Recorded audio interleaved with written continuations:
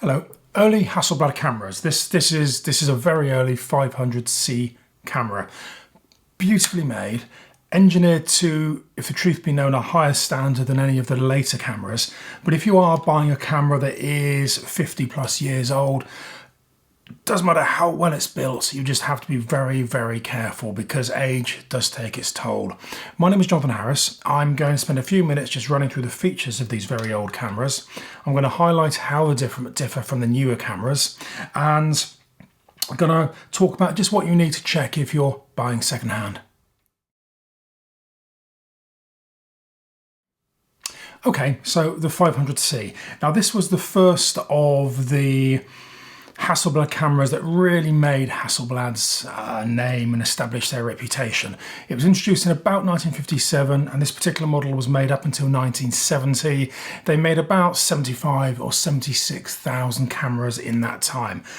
If you're familiar with Hasselblad, you'll see that it looks very, very similar to the later 500CM, the 501C, the 503CX, the 503CM cameras. That fundamentally the design is very, very similar. But as I said in the intro, given that these cameras are 50 plus years old, there are certain checks you need to go through just to make sure that they're in good working order and will therefore be reliable if you're using.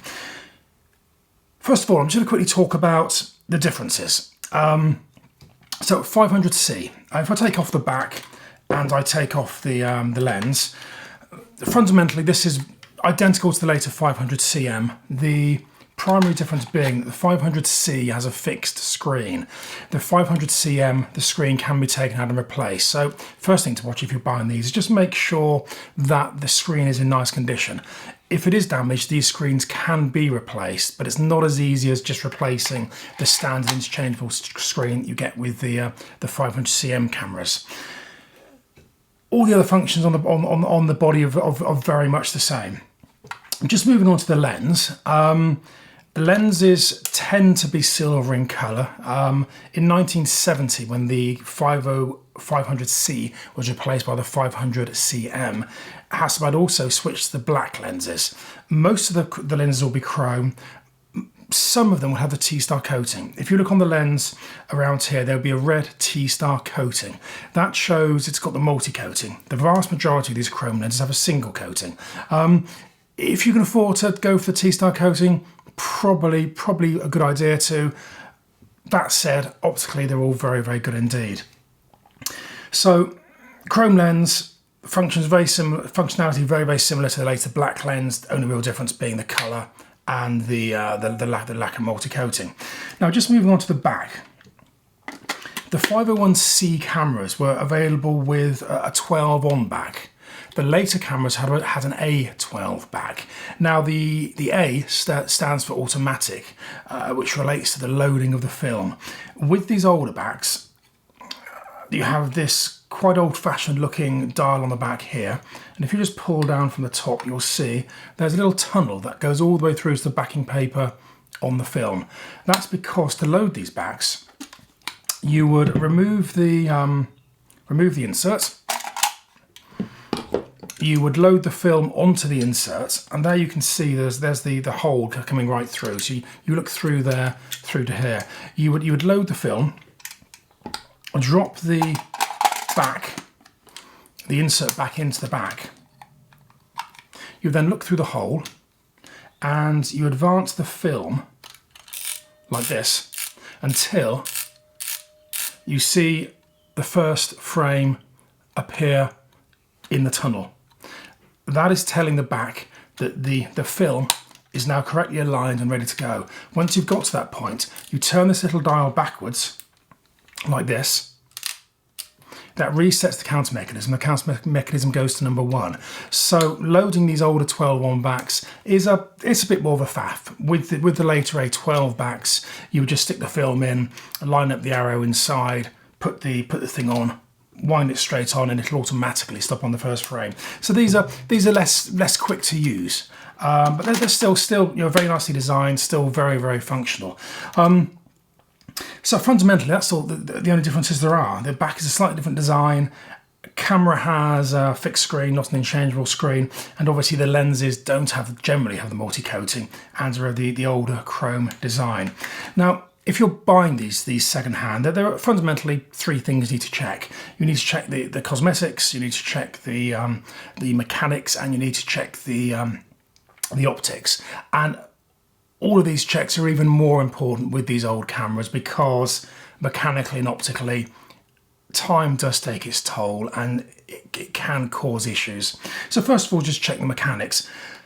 What I'll do first of all is just remove the dark slide, wind the camera on, just set the camera down to its slowest speed, down to 1 second, and just fire the shutter.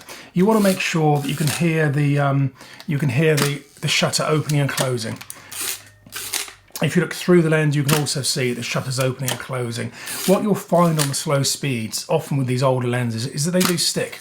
So the shutter will stick open and not close, or it'll fire very quickly. So instead of going click, whir, click, and it being approximately a second, it'll just go click, click, or it'll go click and then hold open.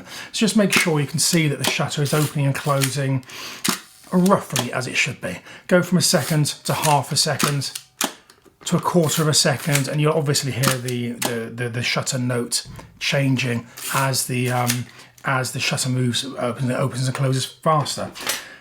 Stick the dark slide in, take the back off, stick it onto a 500th of a second here, so up onto the top speed, hold it up to a light, and just fire the shutter. And just fire the shutter and look through the shutter just to make sure you can see a quick blink of light. You can't time its firing on a 500th of a second. You just want to make sure it is opening on a 500th of a second. Now, if it is opening on a 500th and the slower speeds aren't sticking, you can be fairly sure that mechanically the lens is okay. If it is sticking, if it isn't opening on a high speed, you do need to get the lens serviced. While you've got the back off the camera, just have a look at these two light baffles on the back. This is not the shutter. This is the light baffle that prevents the film being fogged if you take the lens off. So you do have to have the camera wound on to remove the lens.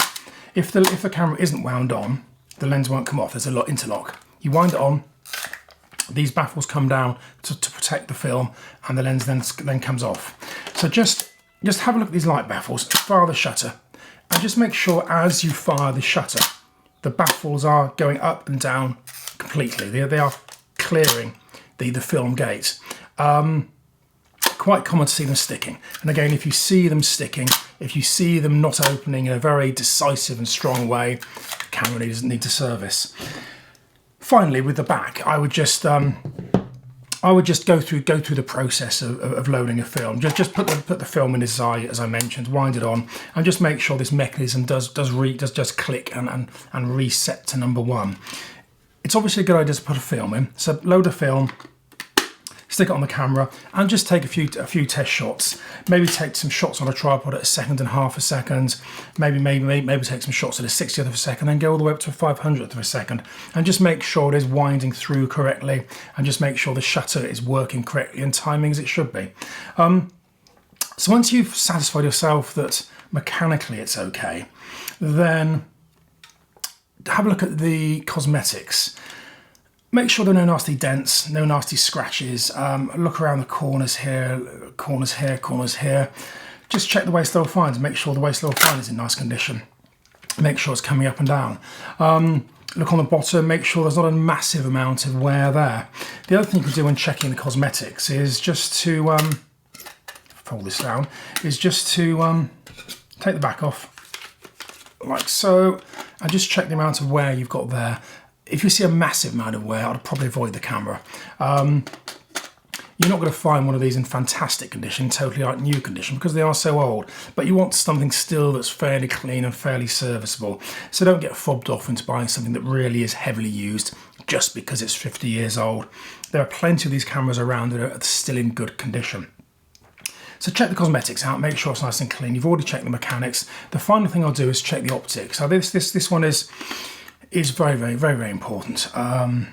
If the equipment's being stored badly, you can have issues with fungus. I'll put a link up to show what fungus looks like and a video that explains what causes it and how to manage it, but you want to avoid it like the plague. Just have a look at the camera, have a look at the mirror. Make sure that's clean. If you've got a few marks on the mirror, not actually an issue, but obviously it will impact the value. Then have a look at the lens. Hold up to a bright light with the shutter and the aperture open, and just make sure that there are no scratches. Make sure there's no misting inside. Make sure there are no excessive spots of dust inside.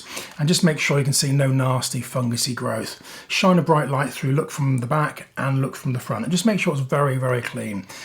Again, a few scratches, not unusual given the age of the equipment, but you don't want excessive amount of scratching.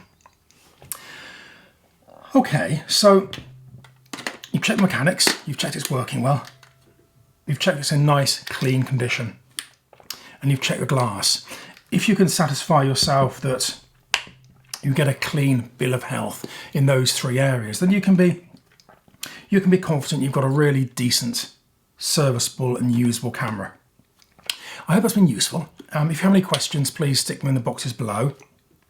Otherwise, please subscribe and like, and I hope to see you again soon. Thank you. Bye-bye.